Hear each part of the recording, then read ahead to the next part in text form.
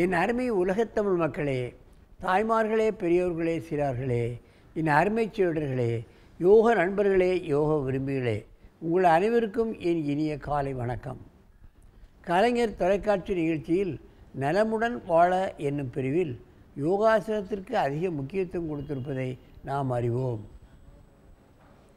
ஏன் முக்கியத்துவம் கொடுத்திருக்கிறார்கள்?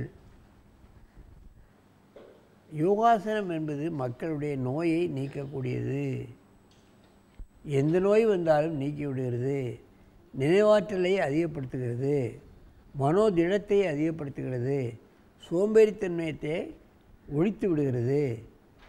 தீர்க்க முடியாத வியாதிகளெல்லாம் தீர்க்கக்கூடிய அற்புதமான ஆசனம்தான் என்பதை தெரிந்து கொண்டுதான் அவர்கள் இதை காலை நிகழ்ச்சியாக முதல் நிகழ்ச்சியாக நமக்கு தந்திருக்கிறார்கள். அந்த நிலையில் இன்றைக்கு பாருங்கள்,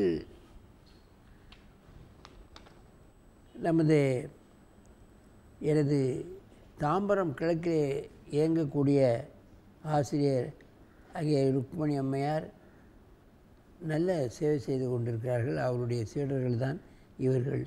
எஸ் முருகவேல் 5 வயது எல்கேஜி, கேஎஸ் முல்கேஷ் 6 வயது யூகேஜி, காஞ்சனா 5 வயது யூகேஜி எல்கேஜி. பார்மணம் கமலா மாறாத இந்த குழந்தைகள் எவ்வளவு கம்பீரமாக உட்கார்ந்துருக்கு பாருங்கள்.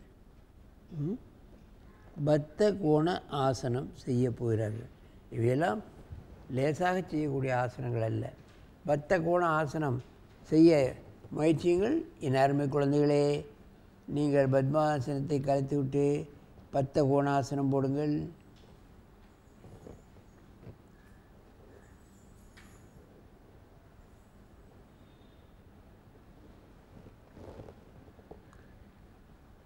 நீங்கள் வீட்டில் செய்து பார்த்தீங்கன்னா செய்ய முடியாது.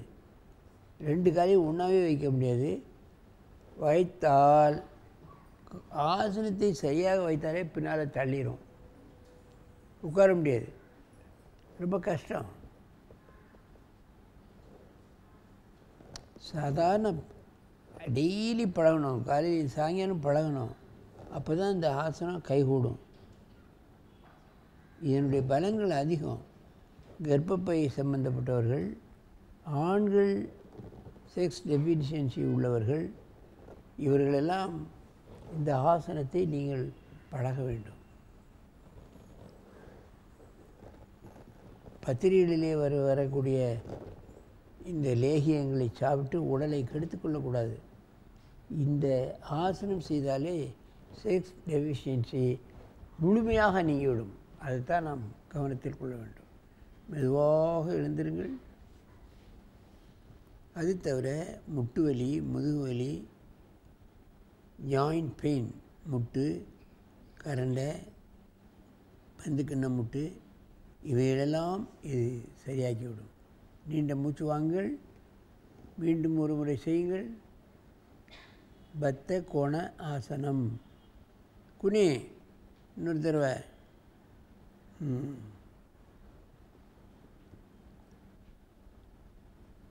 மூளையிலிருந்து உள்ள நரம்புகள் அப்படியே இழுக்கப்படும்.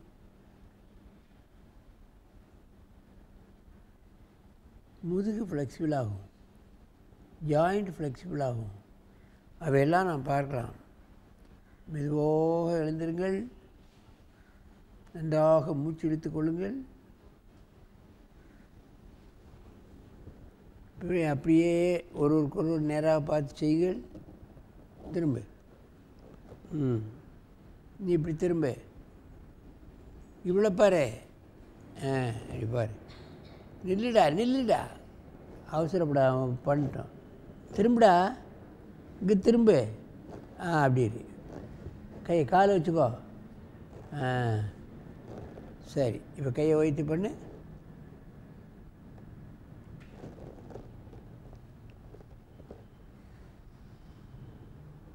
ஒரு 20 எண்ணிக்கை உடல் ஃப்ளெக்சிபிள் ஆகிவிடும். ஏன்னா தலையிலிருந்து கால் வரை உள்ள அத்தனை நரம்புகளும் இழுத்து விட்டாலே ஒரு சோம்பேறித்தனம் வந்துடும், ஒரு டல்லஸ் போயிடும்.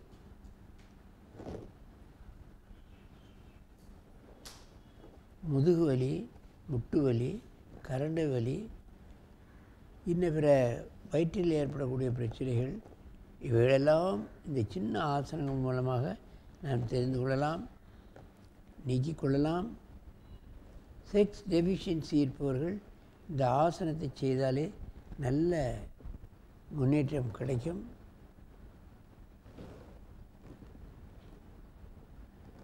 மெதுவாக எழுந்திருங்கள், நல்ல மூச்சு இழுங்கள்.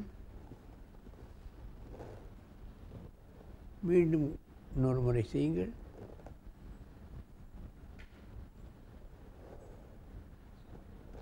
சின்ன சின்ன ஆசனம்னு நினைப்போம், அதனால் இது செய்ய முடியாது. ஆனால் நீங்கள் முயற்சி செய்தாலே பலன் கட்டிவிடும். மெதுவாக எழுந்திருங்கள், நேராக உட்கார்ந்து பத்மாசனத்தில் அமருங்கள். பத்மாசனம் போட